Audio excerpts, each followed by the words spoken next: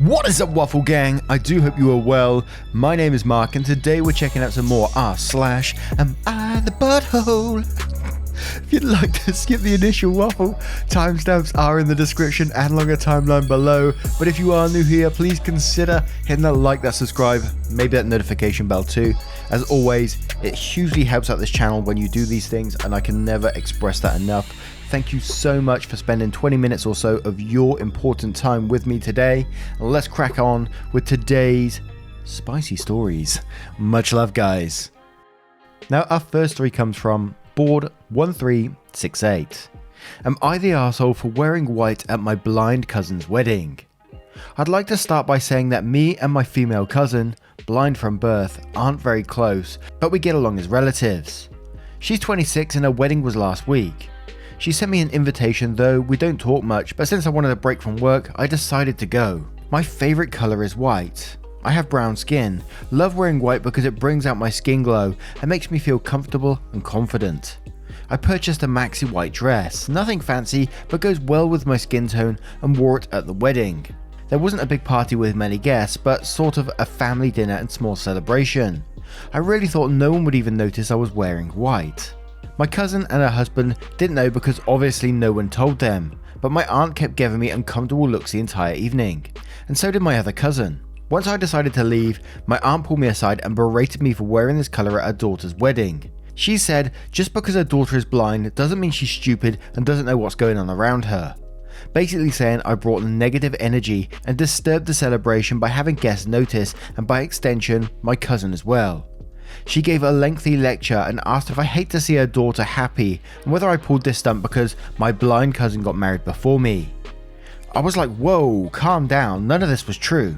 I just wore my favourite colour and didn't do it because of my cousin is blind and wouldn't notice. And married before me? I never thought of that. I argued with my aunt for trying to dictate what I wear, but she defended herself, saying I was a guest and should have respected the bride. I left feeling very upset and exhausted from that encounter. My boyfriend said he believed I used the fact that my cousin is blind to wear white, but this didn't fly with her family. He pulled the "I told you so" line and said I just made my family hate me with that stunt. Even though he knows that I always wear white, but he warned me that if my cousin finds out, there's going to be some issues. He suggested I get ready to apologise, but I see no reason to apologise since I chose to wear a comfortable colour that I feel confident in. And then there is a small edit that replies to some of the comments, so we'll cover that after the comments. But my question that was going through my head, and it was pretty much answered, would be, would you have worn white if the cousin wasn't blind? Which you didn't really answer. You said my boyfriend said he believed I used the fact that my cousin is blind to wear white, but this didn't fly well with her family. But you didn't really say you didn't do it. You sort of just glossed over the fact. And I mean, either way, you're going to be the arsehole either way in this story. If you wore white and she wasn't blind, if you wore white and she's blind. It's just disrespectful to do that. But to me, it would make you doubly the arsehole if you tried doing it, sort of like because she's blind and she won't see it anyway, which is just totally disrespectful. Everyone knows you don't wear white to a wedding. And it made you even more the arsehole at the very start where you went, well, I just wanted a break from work, Just pop to someone's wedding. I mean, come on now. And Nota Cocktail says, yep, you're the arsehole. Put it this way. What does your cousin being blind have to do with it? You wore a white dress to a wedding. That is like the universal fuck you to any bride. And it's an extra one to a blind bride. Punful says you're the arsehole and you know it. There's no question here. You were the arsehole when you went to the wedding for a break from work. And you were the arsehole when you chose white, and you were the arsehole trying to justify it, and you're the arsehole refusing to apologise for it. And Skyke says, why are you even asking this, lol? You are fully aware that only arseholes wear white to weddings. The fact that you did this at a blind person's wedding is just additional fuel to the arsehole fire. Get over yourself. How you look at their wedding matters only to you. Hard, you're the arsehole. Woo, we ain't had a hard arsehole in a while. Beautiful Mistake says, you're the arsehole, me, is all I read. Fuck off to the bride and her feelings. And Moya Warrior says, you're the arsehole, I don't give a crap if the bride can't see. Here, talk, and walk all at once. You don't wear white to a wedding unless you are the bride, or the bride asks you to. The fuck? Edit to add, the fact that you have to specifically mention she's blind shows that you know it's not cool to wear white to a wedding, but you thought it'd be okay since she can't see it. Absolutely. And we'll have one more from Curious Wrangler 980 who says, "You're the arsehole. White brings out my skin tone. It's a wedding. There's other colors. You can suck it up for a night. Whether it was intentional or not, you should have known better, especially with a white maxi dress, which, oh wait, a lot of people use in place of a traditional wedding dress." The edit said, "What the hell? I'm seeing some angry folks here getting too much upset over this matter. I honestly never cared about this stuff, but obviously a lot of people do. I just think it's ultimately my choice to wear what I want wherever I go, especially since I wasn't taking any part of the wedding, but seeing how many people care about minor stuff like this, then I guess I didn't think this through." Now, what do you guys think of this story? I think it's gonna be a "you're the arsehole," but if anyone's got a different take on this one, I would love to hear it. Let me know your thoughts in the comments below, and we'll move on to the next one. Man, I gotta stop singing. Soon I'm gonna be singing these whole posts.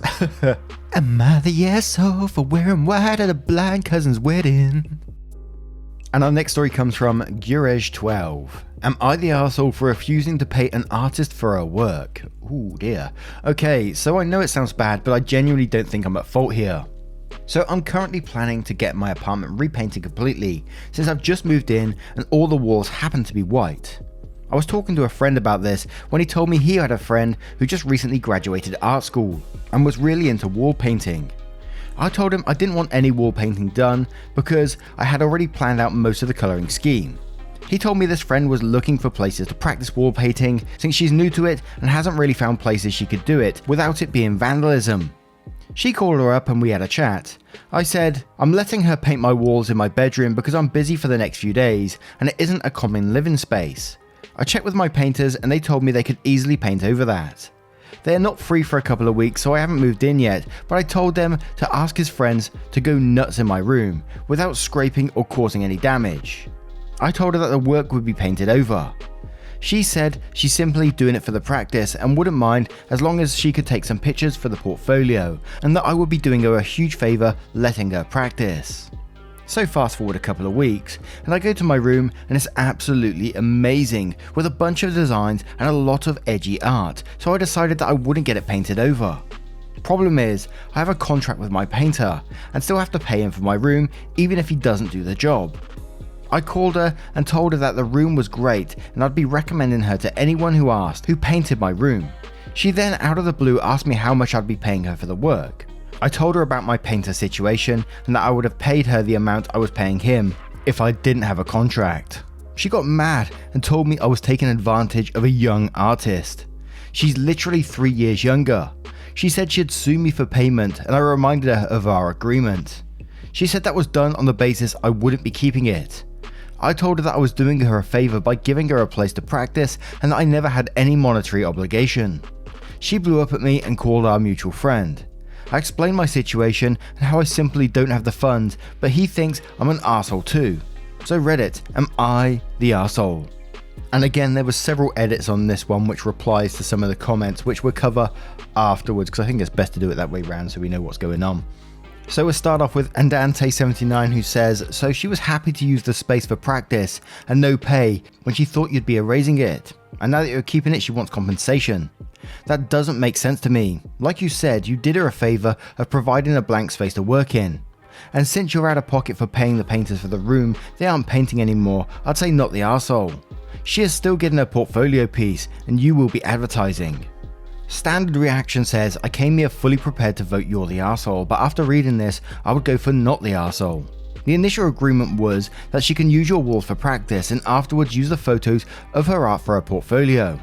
This hasn't changed, but you decided to keep the paintings on the wall. I would think about giving her a tip for a job well done, but this would be totally voluntary and not part of the initial agreement. Hikaru says, as an artist, not the arsehole.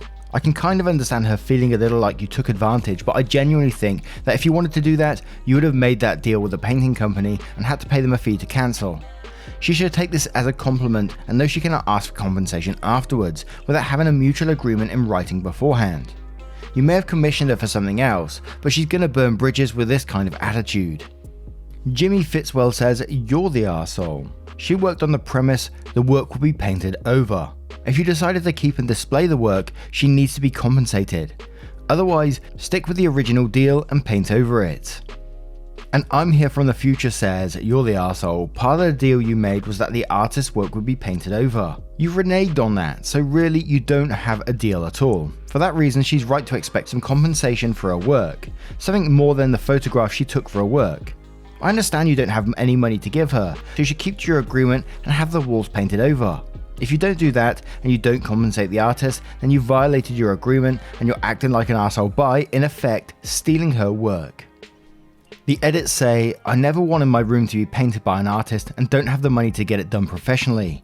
I thought I'd keep it because it looks great and I could recommend other people who saw it about her. Edit, I did not charge her anything for letting her use my walls for practice. Edit, I didn't commission her to do it. I didn't even give her any guidelines except not to scrape the walls. This was supposed to be her practicing and making a portfolio. I wasn't trying to con her, for fuck's sake. I thought it wouldn't hurt me to let her practice since I would be getting it repainting done anyways. I did not originally plan on keeping the art. I was thinking of paying her a token amount, whatever I can, but now I'm torn about doing that as well, since that would actually give her grounds to sue.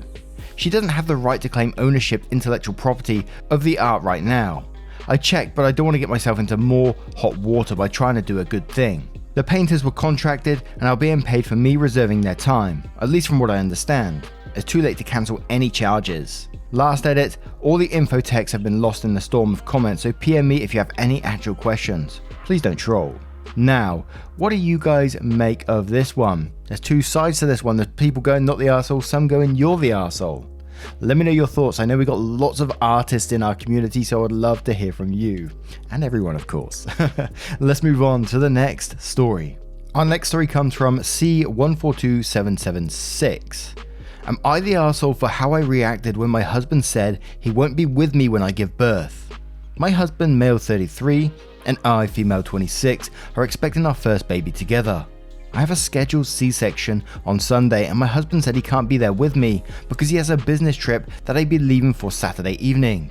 He said he couldn't skip the trip even if he tried and claimed that because he missed several work trips in the past 6 months, he's worried he might lose his job if he declined to go. I asked him if he could explain to them that you have a valid reason not to come, but he said his boss doesn't listen and doesn't care. The problem is that this is my first time, and like any other woman, I wanted my husband to be there with me as support. His excuse was that I have an entire medical team, and it's not like this was a natural birth because I'll be under anesthesia. He suggested I take my mum or his mum with me, but as a father I expected him to be the first person to want to welcome our son, even if he couldn't be in the room. He said if he stayed there wasn't much he was going to do, since again I'll have doctors and nurses taking care of me. But if he goes on this trip then he'll bring home some money to support us. But I told him emotional support can never be replaced if my own husband won't be there to provide it for me. He clearly got upset with me continuously bringing this up, and this morning we had an argument where he called me selfish and making him look like a bad husband/dad and accusing him of not caring about meeting his baby when he's trying to support us. I got mad at him for calling me that and mentioned he had no consideration for how I feel about this and acting like my concerns weren't valid. He said he got sick of arguing and he got his phone and keys about to leave. Before he left, he said I shouldn't worry because I won't die, which was a rude thing to say given that I have my own concerns since this is my first time. He texted me apologizing for what he said, but said I kept pressuring him knowing his circumstances. ETA, the previous trips he missed were over his friend's wedding, his brother's welcoming party, and his cousin's trip. If he could skip work trips for these reasons, then I wonder why his child's birth isn't necessary enough for him to stay. Instantly, I don't know if this is the Reddit mind of me talking, we've read so many stories so my mind might be completely warped from this, but there's something fishy about this. I know that, and I know it's different in different countries. This might be a US based story, so I don't know the ins and outs of workplaces and stuff like that. But I know in the UK, if your wife was given birth or even close to giving birth, they would let you go instantly. They wouldn't question it. And let's not play down. C-section is a massive surgery. They're cutting you open, man. But no, I don't think you're the arsehole for expecting support. And, he's either got a bad job or there's something fishy going on in this story. I was instantly thinking my mind was going places of affair and stuff like that. And that might be totally wrong path to go down. I know that. It's just my mind goes wild when I'm reading these stories. Just trying to think, oh, what's going on here then? Why would he not want to be at his child's birth? And I know he says that his boss is shit, but I'd tell the boss to fuck off. You know what I mean? What boss in their right mind, and I know there's probably bosses out there, don't get me wrong, what boss in their right mind would stop someone from seeing the birth of their child? Maybe that's another story on here somewhere. We'll probably find something similar in the future. But Audrey B4 says, not the arsehole. There's more afoot here. If you were able to schedule your delivery, then he had advance notice of timing and should have the time off already. And if it was last minute, like a vaginal delivery is, his employer knows that it's coming.